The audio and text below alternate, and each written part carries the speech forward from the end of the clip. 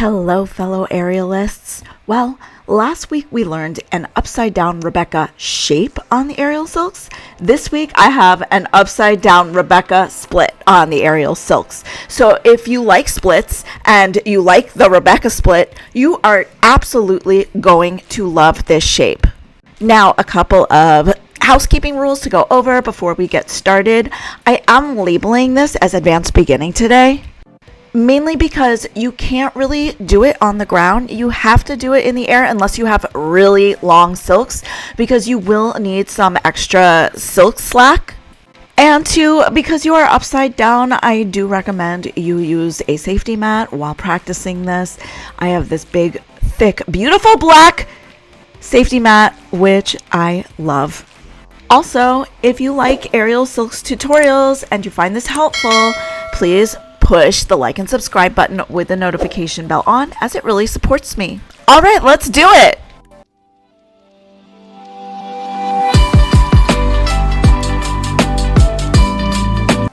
Okay, as said, you're going to want to start in the air. I am going up towards the top of the silks, and you'll see I didn't even really go up high enough because I don't have as much silks in this sequence as I should. But anyway, you're going to tie a foot into a figure 8 footlock and then come up tall over that standing leg. Now, the first part is going to look like a Rebecca split setup.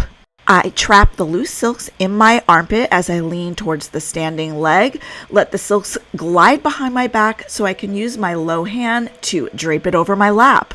From there, I have a little grip switch action. Whatever hand was just throwing the silks over your lap, you use that to hold the live end of the silks, and then use your other hand to grab all the silks together at waist level. I'm sorry that hand is kind of facing away from you at this moment. I'll point it out when we run through this a second time.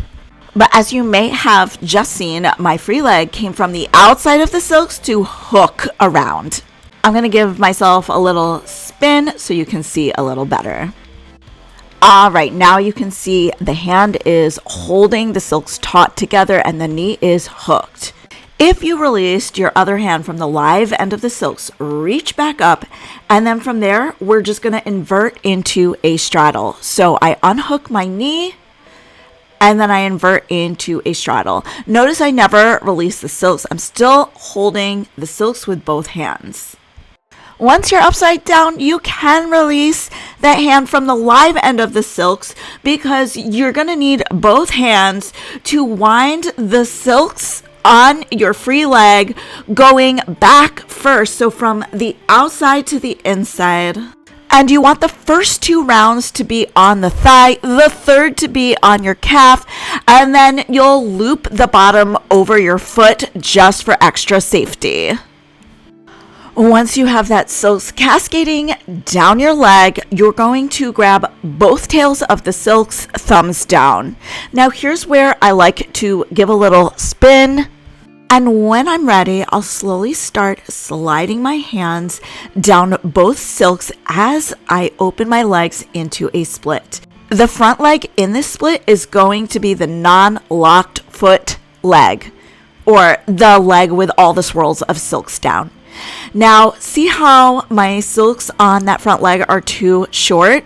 If I had more tail, I'd be able to reach down, hold both silks together below my head. I think it would end up being a much nicer look, but this is kind of a gorgeous shape anyway. So instead of holding a silks in each hand, I kind of have that back hand gathering the silks together, and I use the front hand to press them away. It also helps me keep my legs open widely and just make my split look even deeper. You can pose until your heart's content, but when you are ready to exit the shape, you're going to reach up to the live end of the silks one hand at a time as you release the tails of the silks in your hands. As you do that, the front leg of your split will bend just so the tails don't fall off while you are doing this. And then I take both hands to the silk that ends up in my armpit as I start to unwind the silks around my leg.